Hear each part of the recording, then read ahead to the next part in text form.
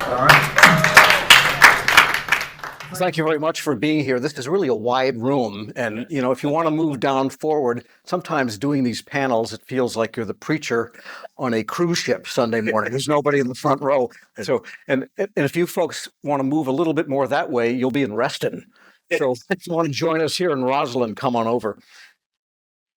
I'm Tom Temin from Federal News Network, and I recently retired as host of the Federal Drive Daily Show after 18 years, and I've been covering the federal market for more than a third of a century now. So retired from the show, still very much involved. And speaking of the skyline, it strikes me the skyline is a long-time Washington person, family. My parents were born and raised in D.C. My father was Eastern High, my mother was Theodore Roosevelt. And what I see in the skyline, the 360 degrees here, is evidence of constant change. There are neighborhoods, and this very site, for those that may not remember, was not a 29-story building a few years ago. It was the world's oldest steakhouse. It was a 2-story antebellum building that looked like they moved it from Vicksburg, Mississippi, right here in Roslyn. And now this is a canyon of towers also. And yet, the metaphor is that we are still in view of the Capitol, so the eternal need and mission of government is still with us. And when I started in technology, the big question was, should every PC in the government be networked? That was a question. Do we really need to network everybody? I remember when Lotus 123 for Windows came out. It was a major event at tech. Didn't work very well, but they had it for Windows. So now we have a cloud, hyper-converged, containerized infrastructure. We have agile development. We have extreme self-service as part of the culture of what the government is deploying. And yet, side by side, we have a government that is highly, to this day, document-driven. A lot of processes are document-driven. I'm applying for my pension from the Screen Actors Guild, of which the radio station has, that's our union. It makes the government look hyper modern. Let me tell you, whatever unions tell you when it comes to getting your pension, it's a paper driven effort. And yet side by side with all this document centric, and there's still born paper documentation in the government, even born digital, it's still a document based. We have the advent, of course, of artificial intelligence, which is one of the biggest things I've seen. I've seen a lot of fizzled technology developments. This one is not fizzling, after it's really going to happen. And so these are converging, the document center legacy way of government with this incredible new technology that's manifesting itself in many ways. And they are converging in a way to produce real tangible benefits with respect to delivery of the mission. And that's what we're going to talk about today. We have some people that are eminently qualified to talk about that. To my immediate right is Carl. Oh, no, he was supposed to be to my immediate right is Trevor Delew. Close, but Delew, yeah. We're good.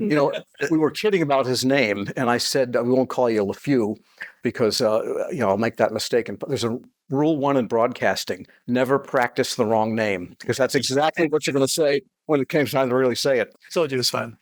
But Trevor Delew is the field chief technology officer for the public sector at Hyperscience.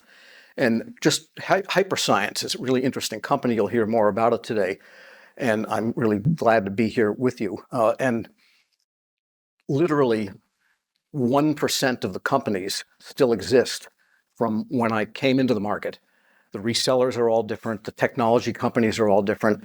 I want to point out that phenomenon. It just never ceases to fascinate me. To his right is Carl Coe.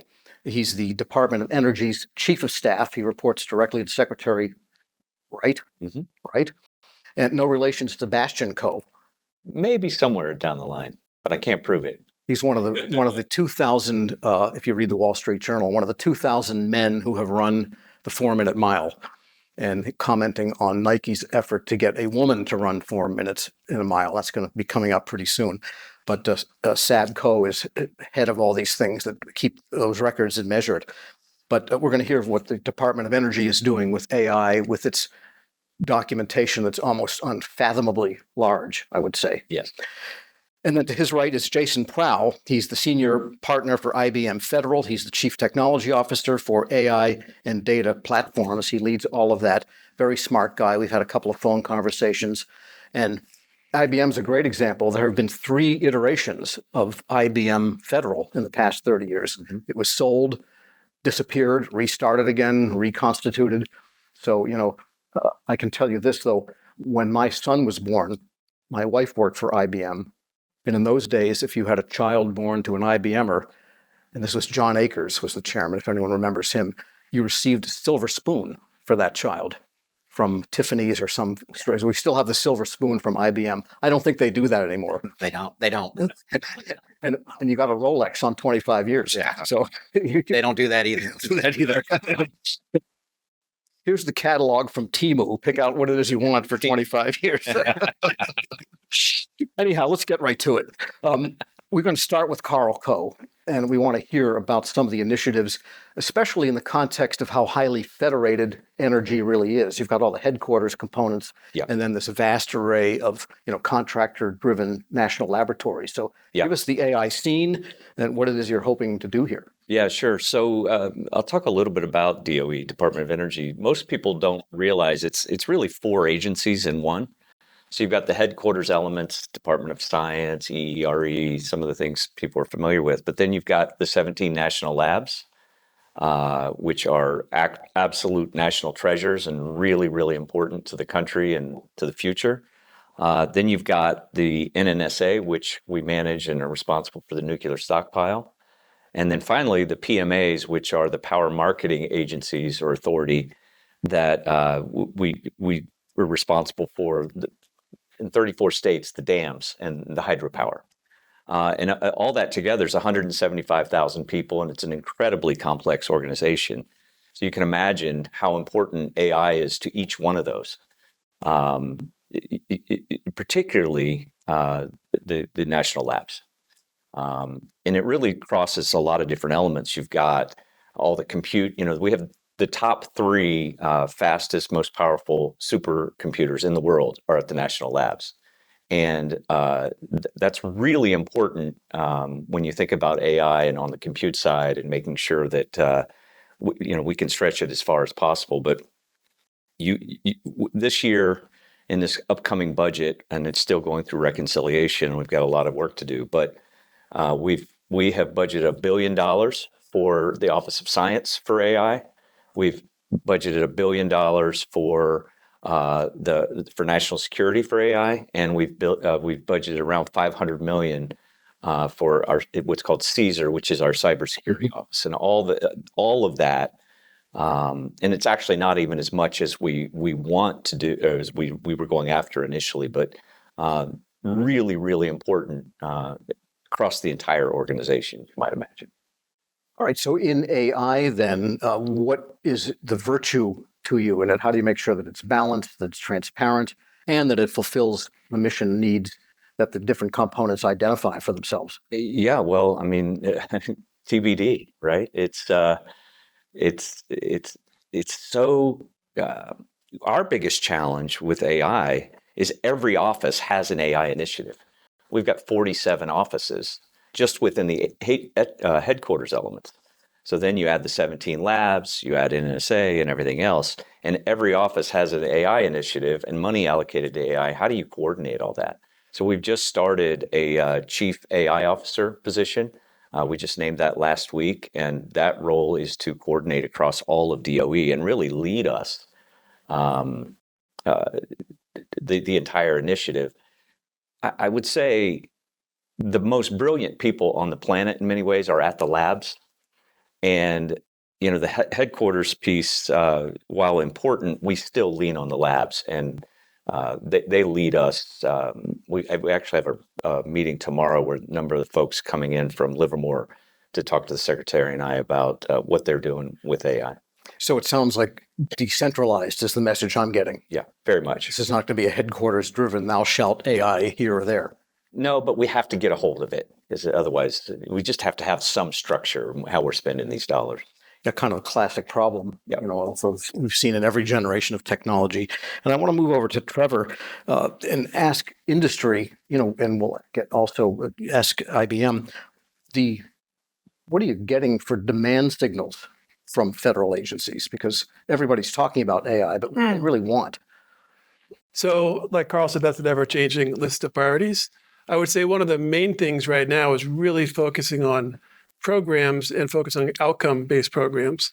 There's a large shift based on a lot of the DOGE efficiencies away from time material contracts, getting to like where you're getting people through the process to get their benefits quicker. So clearly getting focused on outcomes, driving outcomes and price per outcomes as opposed to these big contracts is one. I'd say another one is doing it securely.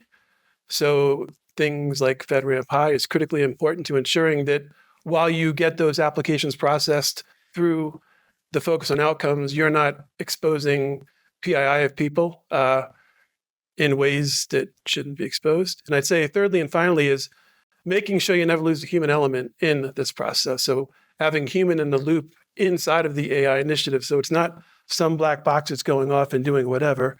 It's got the voice of the government employee who's controlling and training those models to ensure it's really focused on the outcomes that are important. I imagine it takes a lot of thought and effort working with an agency when you mention outcome-based to define precisely what the outcome is.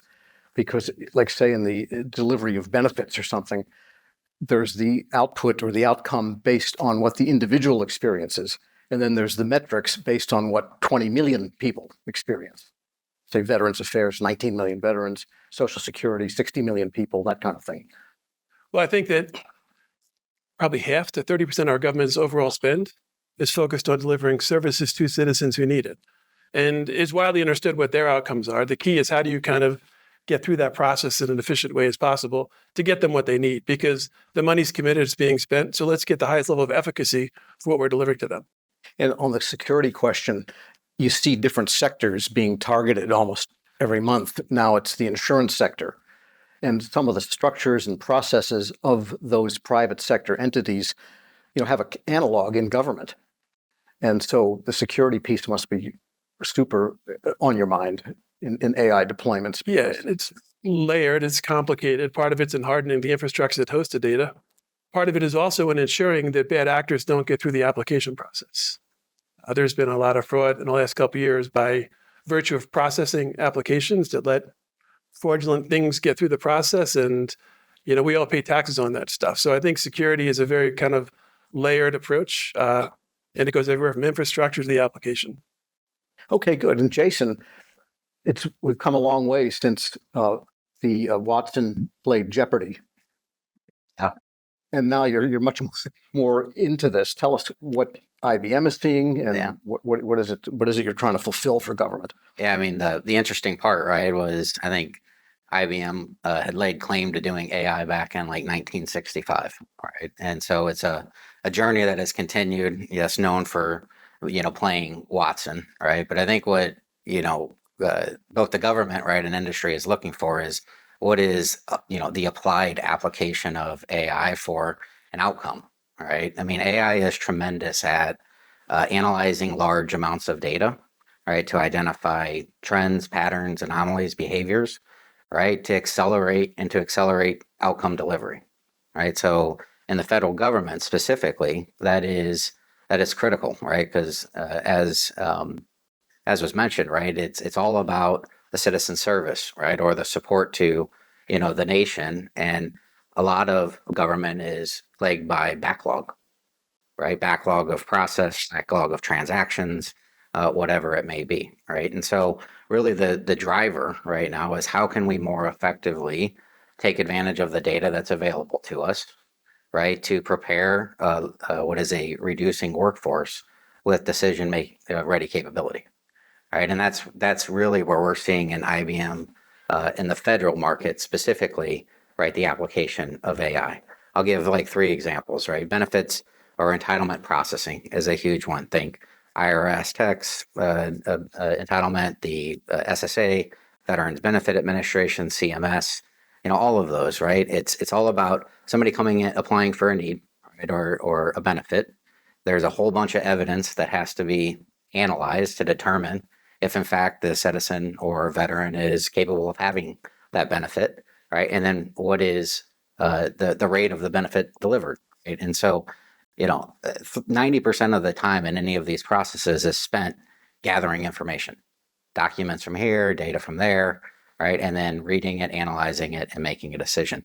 AI is tremendous at accelerating that process. You also think about the amount of video and radio and information thread that's coming through in the national security arena, right? All of that contains information, right? Objects, anomalies, behaviors, right? The ability for AI to pick up and make sense of that is tremendous. And with some of the evolution in generative AI, you can have video stream coming in, right? And generative AI producing the narrative as to what's happening. Once again, though, accelerating the decision-making process, allowing the human to act on it as opposed to trying to analyze it. So I think along with that, and the last thing I would point out is, the amount of financial transactions that go on in the federal government, right, is enormous. I don't know, trillions of dollars every year, right? AI is a perfect tool to look at anomalies of behavior, looking at fraud detection or improper payments or program integrity in general, right? Mm-hmm. And so all of that said, it's the workforce has spent a tremendous amount of time trying to get their hands wrapped around that, both government and contractor community, right? The AI and the technology is now allowing them to take action a little bit faster. So it sounds like in that context, the most important thing to do to get to that outcome is to make sure you have the right information feeding in and not anything extraneous.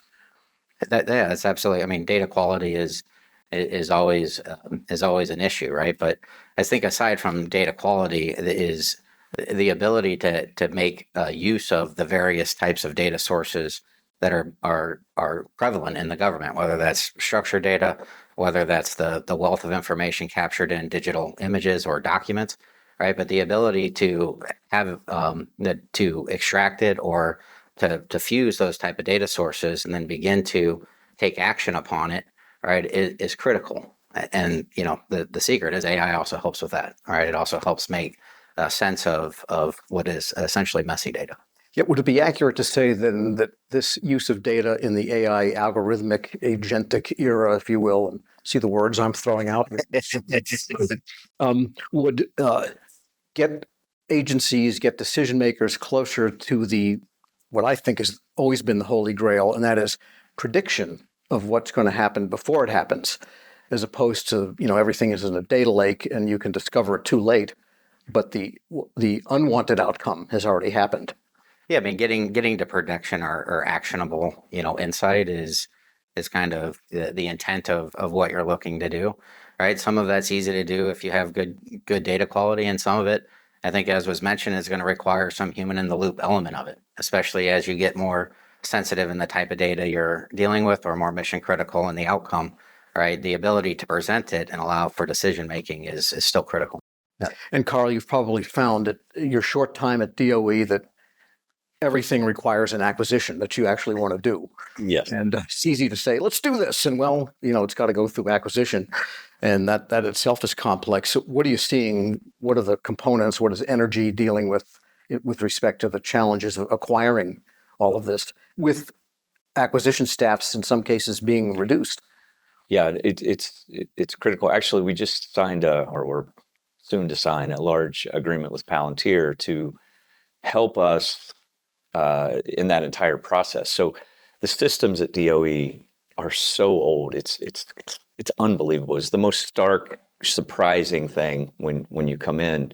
You always hear about how the systems need to be updated. Until you have to live in them and find information, you just can't believe it. So the primary place that we're applying AI early on is around contracting, grants management. It's not necessarily new acquisition, although that's a big part of it, but interrogating the contracts we do have and understanding what we have purchased, understanding the history of these contracts. They go on for years and years and billions of dollars, but there's no intelligent system where you can find the information that you need. So we're really focused there.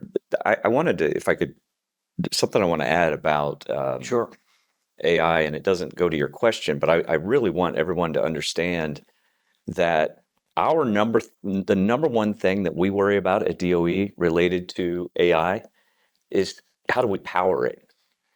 So if we don't change something dramatic, we're going to lose this race. And it is a race. It's a race of against other nations. It's a race for knowledge.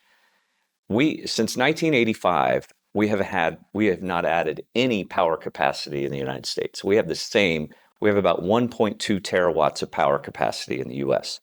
China today creates incremental 1.2 terawatts of power every 18 months. So we have to triple our capacity in the next 10 years. And the reason for that is AI. We could just go along as we always have, but with AI, it's now a hockey stick, and we have no choice. So it's all hands on deck at DOE. I mean, literally everything we do is focused on adding capacity to the grid, and a lot of it behind the grid. So with the hyperscalers and the companies that are going to be building these big data centers, a lot of it has to go behind the meter, as we call it, because if we add all this incremental capacity, or we build all these data centers and we suck up the capacity that's on the grid, rates are going to go up for individuals and businesses, and we're going to ruin the reputation of AI before it even really starts amongst the citizens. So we got to get a lot of that behind the meter, as we say, as well. So it's all about adding power capacity to win the AI race. And those local mini nukes. Yes. Yeah, it became graphically clear to me what you're saying recently. I didn't spend a lot of time in Sterling, Virginia. It just wasn't on my daily path until my daughter got married in Leesburg last fall. So on the trips out to the winery and yada, yada, I kept saying, what are all these hotels with no windows going up here? And of course, it's the data center. It's harder out there in Sterling. And you can really graphically see that's just one tiny spot of where everybody wants to have these things come in. Jason, I want to talk about something called Atom. Sure. And I don't even know what it is, but you do. I do know what it is. So Atom is a technology platform that IBM Federal and my team have really created over the last, 5-6 years, right? And the thought process being that we've pre-integrated sets of technology that allow us to integrate with nearly any system. Talked about all the legacy systems, mainframes, green screens, things that don't have modern API connections. So we've included all sorts of technologies that allow us to integrate with nearly every system in any type of manner for the purpose of pulling in data. Right? We've added technologies, integrated technologies like Hyperscience that allow us to deal with documents, as we talked about earlier. Right? The predominant of information sitting in documents. Right? And we've incorporated things like process management to orchestrate end-to-end workflow and allow us to essentially manage transactions. And then finally, we've incorporated AI, right? And so why did we build this? Not just because we're IBM, we like to do, cool technical things. We did it based on an understanding of where the market was at the time, meaning the federal market. If I go back to when we conceptualized it, right, back in the 17-18 timeframe, you had the advent of things like RPA, chatbots, AI, all of this cool technology, right, that everybody was really interested in because they could see immediate value. Right? Before it was like, hey, it was a nice concept, technology was great, but you weren't going to see a return on investment for 3 to 5 years, and nobody was really all that excited about it. All right. But with the advent of this, everyone started to say, yes, this is great. This is showing tremendous value. But they always, in every instance, had a problem scaling. And that happened because of one of 3 reasons. One of which is there wasn't an end in mind. Like there wasn't this idea beyond just applying the technology for the sake of applying the technology. It was like, how are you going to apply it for generating an outcome, right? An end-to-end meaningful enterprise outcome in the federal government. The second was around really the human capital element of it, to integrate all of these technologies that just didn't exist, right? And to maintain the architectures and maintain the systems. And finally was all of the security hurdles that are required to make the technology available, right, to operate in a government network. Right. So we took a step back. We said, yep, we understand what we're trying to do. We put the investment into integrating the technology, securing the technology, right? And then being able to sell the technology, right? And it's a combined stack that's focused on developing outcomes. So what does that mean in reality, in business terms? We have already done the hard work of applying AI at scale, right? And so we've built applications on this stack that allow us to integrate these piece parts, based on a given need. All right. So I talked about some of the use cases before around, benefits determination, entitlement processing, program integrity, and like video analysis, right? But whole point of it's a ready-made platform that allows you to adopt AI at scale and at rapid fashion. And as this becomes kind of a cross-agency or even Yeah. interagency or intra-agency integration type of thing for economies of scale, I just have a really nerdy question that's come up over the years in different contexts, and that is domain-specific language. Yeah. And have the AI and the algorithms and the training has become to the point where they can overcome the example I heard many years ago was pike. In a transportation context, it's a type of road.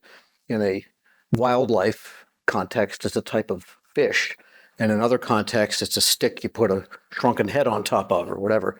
So pike, the word run has 125 definitions in the Houghton Mifflin Dictionary. So that it sounds funny or trivial, but really it was a big sticking point for integrating systems. I mean, it goes back to like what's the purpose of why you're applying the technology, right? And it's based on an organization, a mission, a culture, a set of people, right? Diverse perspective, and you have to be able to train models or augment models, right, to produce the outcomes you're looking for. I think one of the things that we see, and we can talk about in the instance of like Veterans Benefit Administration, where we do all their processing, it's the commercial technology is going to get you only so far, right? The open models that are available today are only going to get you so far. All right, it's the post processing and the augmentation with organization specific data, right? That really gets you to the point you're getting at, like allow you to speak the language of an organization. Mm-hmm. Right. And that's how you have to do it. And it's an organization by organization effort. A lot of talk around training models and all of that, right? It really comes down to the data that you're feeding it, right? And the direction that you're giving the model to produce the outcomes that you're looking for your organization. Yeah, the prompt side, the questioning side, that's a major human capital training question, isn't it? It is, right? And it requires a little bit of nuance in the way you interact with data than you had before. But I think beyond just the prompts, like once again, it's you've got to feed in the model your specific language, or it's not going to spit out the results you're looking for.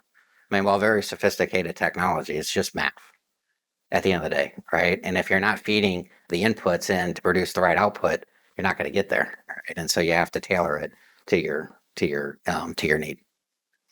All right. And Trevor, I want to get back to you on this idea of the measurable outcomes, outcome-based contracting. Clearly, that is a trend the administration is pushing. I mean, they all do in their own way, in their own language. But the idea of intelligent document processing in the outcome-based world, what are people driving at? What's the latest thinking in that? And how does that affect staff? So if you think of the number of citizens we have that are applying for benefits of some sort, they all come in the form of forms and documents. And like Jason just said, if you don't ingest the right data, you're going to have suboptimal processes downstream, providing the wrong benefits to the wrong people. So it's critical that the IDP platform has the ability to set an accuracy harness, bring in the right data in a way that's correct that drives really efficient downstream decisions, so the right person gets the right benefit in the right amount of time. If you power those processes or ingestion processes with technology that can't really dial and optimize the accuracy, downstream you're going to kind of make poor decisions and the outcomes are just not going to be there. Yeah, so you would need a human to be able to say, yes, that's what it's giving me, but it doesn't feel right or it doesn't look right. Yeah, I think if a program gets a form that doesn't make sense and the system doesn't understand what's going on, you'd want to kind of be able to route that to a person to kind of take a look at that document and make sure that it's codified the right way and brings the right data in. But the key is to detect something is off. Sure. Which leads me to a second question. A number of years ago in the George W. Bush administration, something called A76 process kind of fell out of favor, and we haven't really seen it rear its ugly head since, which was who can do this function more efficiently, government or private industry, and whoever can prove they do it. You remember A76. And so the idea of share and savings contract kind of came up at that time, and that never really was a barn burner, but there were some share and savings contracts. I'm wondering, have you heard or have you thought about or the idea of share in or payment upon outcomes? Here's the metric, and you get paid when that metric is received, as opposed to you get paid when you've delivered the technology, and we, as the government, has all the risk on the metric. Yeah, I would say this is nothing new. It's happened in the past where industry would buy a contract that costs the government $20. They'd do it for $10 and they'd keep $3. But it wasn't the standard. It was Where did the $7 go? The vendor kept it. Oh, But now, based on the successes of those programs, the government is kind of asking for that up front. And we get a lot of interest in kind of helping build out those outcome-based or transaction-based costing models, as opposed to just a body, butt, and seat kind of model. Right. So it's really incumbent then on the vendor to understand what that outcome really has to be. Yes, and to help the government understand kind of how to ask for that. Right. So you almost have to prompt the government in some cases, which is also not unheard of. Yep. So it really is a collaboration. Yep. All right, good. Interactive, well, I'm going to read this verbatim. Interagency collaboration enabled by AI and IDP. That's thrown to Carl. Goodness. I was really hoping. Well, IDP is intelligent document processing, and that's really a big energy issue because, say, NNSA has probably 1 million pages of documentation on all the 40 operating plants in the country. Yep. And I don't know what kind of documentation going back to siloed missiles, but it's probably 1 million pages, and literally, on each missile. And there's 308, I think, missiles in the silos or whatever it is. You got a lot of paper. A lot of paper. And so intelligent. Yeah, it's funny you mentioned this. I was talking to someone earlier. I was at one of the labs, I think it was Livermore, a month or so ago, and they were talking about a problem that they had, and they iterated and iterated and iterated, and they couldn't figure it out. And they went back to the original documentation from the 40s, and they started over, and that's how they solved the problem. So they access and bring all that forward, and there, like you said, there are millions and millions of pages of intelligence that the people that started this whole thing were pretty damn smart. We should bring that forward as much as we can, and we don't always do that. So it sounds like you need to hire some Talmud scholars maybe to really go back. Right. Okay. This is all great, bringing in this AI, but there are very real issues of governance and who's in control of it. And to me, that also implies the idea of who's the team that you need for good AI deployment, because it's not the chief data officer, although that person's involved, even the chief AI officer. Maybe it's someone at Carl's level. It probably is also. So maybe talk about the governance to ensure that all of this is traceable, all of this remains transparent, and you can find what you need from 1940 if needed. Trevor, you want to? Yeah, I think one thing that is very critical is this notion of explainability. And that is, as the models go off and do what they do and process what they process and provide outcomes, you need to be able to kind of understand how that model did that. So the model needs to be able to explain how it arrived at the decisions it's made and the recommendations it's making. And again, that gets back to having an open solution and not a black box solution, because that explainability is kind of what informs a lot of the ethics people in ensuring that that the system is not violating an agency's rules for different kinds of ethics processes. I mean, that's kind of an advance in some ways over the way software systems work now. I keep coming back to the IRS in my mind, because I've been following that modernization since, the The first person to ever have a CIO title was at the IRS long before the CIO Act. His name was Hank Philcox, brilliant and wonderful guy. And he was the first launcher of IRS modernization. In his outer office, there was a chart. It was about almost as big as that sign over there. It was one of these graphic charts you would find in a classroom, the history of the world, and then in the upper left-hand corner was the Big Bang, and then somewhere down 2/3 of the way down and 2/3 over, was the birth of Jesus. And then, on the bottom line was the American Revolution, and they had a little sign stuck up on there at the very bottom right corner, start of IRS modernization. I'll never forgot that. That was, more than 30 years ago. And they have, to this day, as many of you may know, don't say COBOL. It's would that it was COBOL. It's assembler, which was written specifically to the IBM 360 instruction set. And now that's been emulated 88 times. And, they don't have 50-year-old computers, but they do have 50-year-old, 60-year-old code. And it's so resistant to modernization is because what's in that code? It's hard to see. So what we're talking about here is transparency and understandability from the outset, which is a very different model, I think, for people that are the recipient of systems. Am I accurate? Yeah, I'd say so. Yeah, I mean, you're accurate. I mean, the traceability and explainability, right, has to be determined by essentially what you're asking, of the output, right, of that's the vendor, the software, the system, whatever it may be, right. So getting clear on that up front, right, and be able to track around the desired outcome. How do you define what's right is critical. Okay, so I want to hear more about that idea of how you design a system and how you acquire a system that exhibits that explainability and transparent, and to whom, and what are the human capital implications of being able to.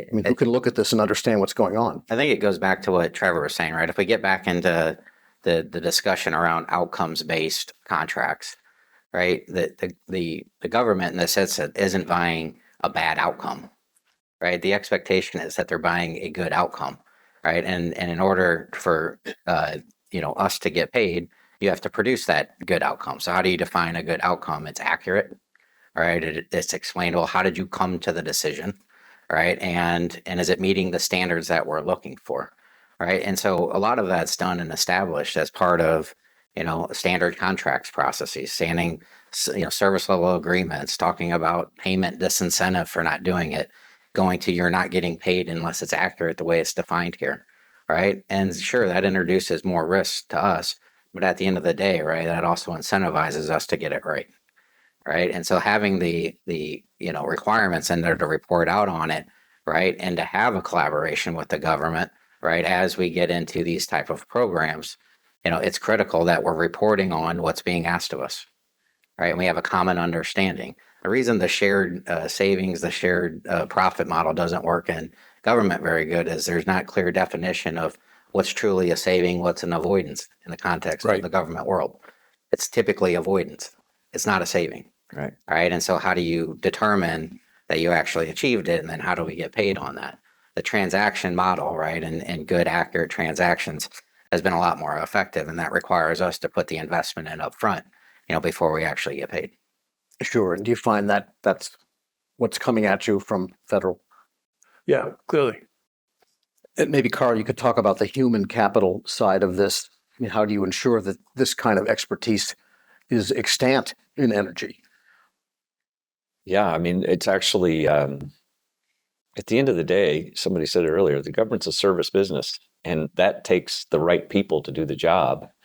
And we have less of them than we used to.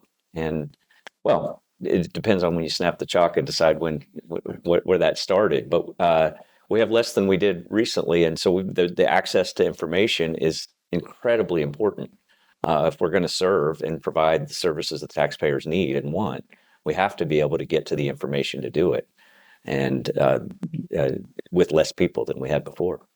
Well, we should point out that the largest modern day reduction in federal service population occurred during the national Partnership for the Reinvention of Government, the signature Clinton era program, the federal employment dropped by 250,000 back down to the 2.1 million level. Now it's probably about there then. The difference was that was executed in a way that was gradual, in a way that was orderly, and in a way of many of the initiatives were led by federal career employees. The effort wasn't to beset them, I think, or cause them, whatever the word was. So I guess, what are you seeing in the workforce now that you're not Doge?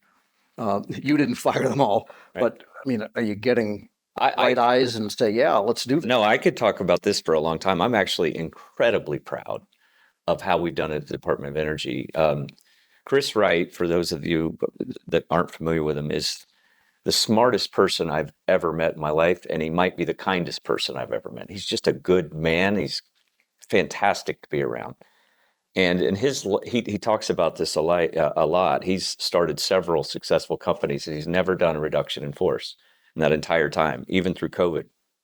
And in this case, we needed to get smaller. The agency had grown by nearly 30% in the last 4 years, but we didn't provide 30% better services. We didn't deliver more power. We didn't do 30% better. We needed to get smaller. But the way we chose to do it, and we've done it very successfully. We haven't fired or terminated one employee. It was all voluntary through a early retirement program and incentive programs where people got to make their own decision. And our goal was to make it lucrative enough where they would be willing to do it, and so that we wouldn't have to let anybody go. And we had enough volunteers that was the case. And to a lot of folks' credit, there were a lot of people that were towards the end of their career that decided to go ahead and take the early retirement so that someone earlier in their career wouldn't lose their job. Mm-hmm. And I was just, people don't realize, and I'm new to government. I'm 4 months into government. I was on that side of the days, but you don't really appreciate the federal employee. You sort of have a negative view, or I did. And what I found is that they truly are generally incredible civil servants. They really care about the country, and they really care about their job. And particularly at Department of Energy, it's a lot of really smart, good people. Sure are. And I'm really happy with the way we've handled it. We had to get smaller. It wasn't, this wasn't arbitrary. We had to get smaller. In the U.S., for every dollar we bring in, we spend $1.3, $1.30. We can't continue like that. And so I'm happy with the way we got to the end result. Okay, good. Well stated. All right, we have a few more minutes here. Let's get back to the idea of intelligent document processing, because we could have Doge and philosophical questions all night long, and I'd love to do it sometime, maybe on another occasion. But I'd like to have our vendors talk about maybe the customer experience, how that works, effective administration of benefits. I think we've touched on that a little bit, but there's many more than just VA, Social Security. Knowledge capture. It strikes me in what Carl says with some of the older folks mustering out of government, there's a knowledge need there that maybe some harvesting of documents in an AI-enabled way could speed up the knowledge transfer from generation to generation, so someone else will know what was done back in 1940 that's relevant today, and so on. FOIA, huge issue. Maybe talk about some of those processes. Sure. Yeah, I mean, so I think at the heart of intelligent document processing is as it sounds, right? You have a bunch of information or data that's contained in some form of document, one of our beloved standard forms that we see in the government, right? That have all sorts of boxes to fill in your information. Or there could be correspondence, right? Or some of the research that you mentioned where it's just full page text. Right, so the intent of intelligent document processing is the ability to extract the information from those documents, which can be harder than it sounds, right? Especially when they're images or scanned images, right, with no location information on it. Right, you have to be able to extract the information, right? And then what many people forget when you talk about intelligent document processing is the processing, right? Like, so great, you extract the data. Now, what do you do with it? right? And I think that's really where the value of intelligent document processing comes through. I'll talk about and give the example of the Veterans Benefit Administration since we've talked on it. Right, Veterans Benefit Administration receives 8 million physical mail packets a year that is associated with a veteran or claimant benefit, right? And in every packet, there's an average of 2.5 pages of information in there. So they receive somewhere 16 to 18 million pieces of physical paper that come in every year that need to be processed. Right. So they've gone through a process of scanning all of that. All right. And made a lot of success in getting very good at digitizing content. But then they just put it on a portal for processing where they would have 1,000 people every day sitting at information that got scanned, opening it up, reading it, and taking a downstream action. Mhm. Right. It's 1,000 people that were just sitting there with a 45-day backlog. Right. The document processing allowed you to pick that information up, right, and give you a sense of scale.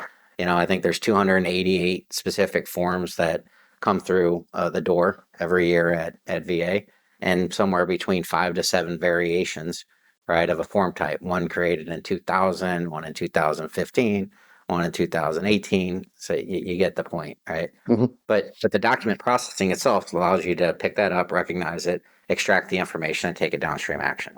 Right? Just that itself, right, allowed the VBA to take 1,000 people out of that job, right, and put them to downstream processing, and allowed the processing to move from a 45-day backlog to 6-hour processing. That's an efficient use of document processing and technology.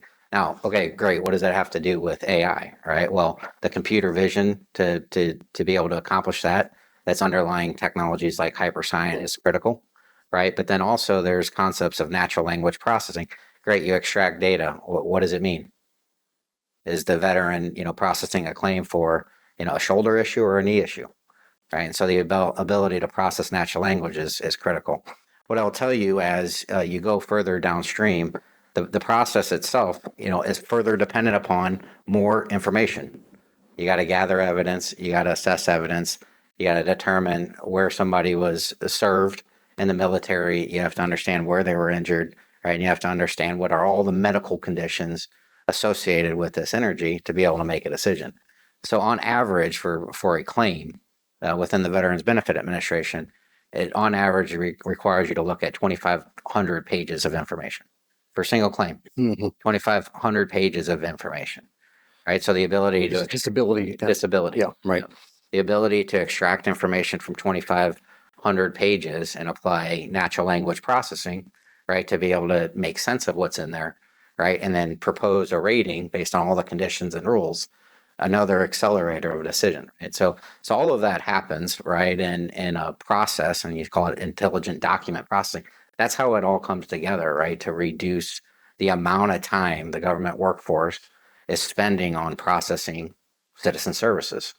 That same happens at SSA. We do the same in support of SSA. We do the same in support of IRS, right? They're all the same process. You got an input, right? You got to do some stuff with it. You got to produce an output, right? And so it's critical. And so you talk about intelligent document processing. It's a never ending a challenge here, right? And problem set in the federal government. So I'll say that, and then I guess the one other part I would add is you talked about how do you harvest all of the information from historical documents and that. I mean, the other part of this is you look at the federal government; it is run by policy documentation, right? And the moment that the policy documentation is scanned and put on a portal, right, for everybody to read, it's now become obsolete, right? Because things change in real time, right? So the combination of, document processing, generative AI, right, now moves you to a posture where you can operationalize policy, right? It's no longer required to just create documents and hope somebody reads them. You provide the workforce an interface to be able to say, hey, I'm dealing with this situation regardless of what it is. Let me interrogate our policy and let me get a real-time response. So not only are they getting a real-time response, you have a real-time data management element that's going on where you're keeping your policy relevant. Okay, Trevor. It's tough to find a federal agency that doesn't have an enterprise mission and an enterprise program that doesn't rely on data suggested from documents, whether it's students getting financial aid, whether it's DOE getting permitting done to put grid in place, whether it's Interior providing right of way for pipelines, the USDA providing supplemental nutrition, like they all rely on clean ingestion of data from documents. So a lot of these enterprise initiatives won't work. They won't deliver the outcomes unless they're good at the simple stuff, unless they're good at ingesting, not simple, unless they're good at like the basic stuff, ingesting very, very complicated documents with the level of accuracy required to drive the decisions at the top level. So again, it's hard to think of an agency that isn't dependent upon doing that effectively with accuracy and speed to deliver on their agency's mission. Yeah, and what's interesting to hear is how much this is all building on layers of technology that have been developed over the years. Character recognition and handwriting recognition. I mean, the Postal Service was a pioneer in that, 30 years ago, fuzzy logic and so on.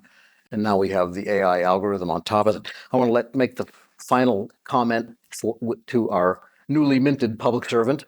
We do appreciate your service, and we're glad you're there at Energy. Any final thoughts? Yeah, actually, if you look out over the next 10 years, there will probably be more technology transformation in the next 10 years than at any point in history, by far. If you think about, you've got quantum's within the next 10 years. We'll have commercial fusion certainly within the next 10 years. We're going to have fission at scale with small nuclear module reactors. And then you've got AI, and we're just starting, right? So that's all in the next 10 years. Now, we're really fortunate at the Department of Energy because all four of those run right up the middle for us. We get to have a huge impact on the four most transformational things technologically, maybe ever. So it's a lot of fun, but it's incredibly important. And back to the people, those scientists at the national labs in Silicon Valley, for example, that do this for the good of humanity as opposed to the good of their bank account because they could go down the road and make 10 times more than what they make. We all owe them a tremendous credit because they do it for all of us, and we're all benefactors of it. So really, really happy to work at DOE. This wasn't in my life plan, didn't expect to be here, but couldn't be happier. Excellent. Well, I want to close with a couple of anecdotes from my personal life, which should remind us of the importance of public service and why we do respect our government and want the best for it, even as we argue over how big it should be or what it should do and not do. My father was a World War II veteran, not anything hugely distinguished, but he was in the Navy. He was, just by happenstance, the carrier group to which his ship was assigned. It was a small ship that was later scrapped and sent to Japan, came back as a Toyota. But he was the first to be in Tokyo at the end of the war. And so I've got some amazing artifacts from that. When he died about 12 years ago, we discovered in paperwork that he had a life insurance policy through VA with a $5,000 payout. In 1945, $5,000, that was a heck of a good living, if you could buy a house in a new Plymouth, for that. And I said to my wife, you're not going to get that $5,000. This was 2025. He died in 2012 at the age of 92. I said, do you think VA has that? Well, VA had it. And with very little actual effort, someone from VA actually phoned us back, and that $5,000 came. So government was true to its word over the course of decades and the course of countless unimaginable change. And then my own application for Social Security, I said, oh, this is never going to happen. They say 30 days, it's online, beautiful, upload the documents, and then you go into pending. You check back on my SSA, pending. 30 days, 45 days, 60 days pass. Thank God, I'm not wealthy at this stage in life, but we didn't starve because of the non-arrival of Social Security, but I want it. And so the phone rang one day, and it was a number that you would say that's got to be spam, but on a hunch, I picked it up. And it was a lady at Social Security in Baltimore calling from their vast Security Boulevard complex there and told me exactly the status, the exact dollar amount, and asked me how much I wanted deduction, what percentage I want deducted. And my wife is the CFO. I said, I don't know, I pick a number. And she gave me her name, first name and last name, her phone number, and the 5-digit extension. And I thought, here again, in the arc of life, we do encounter government, and we have a tremendous cadre of public servants that, regardless of what's going on above or below them, do think about public service. And so let's leave on that note, is to be aware of the importance of public service and the dedication of the people and the vendor community that supports them. We should all go out with heads held high. A round of applause for a great panel.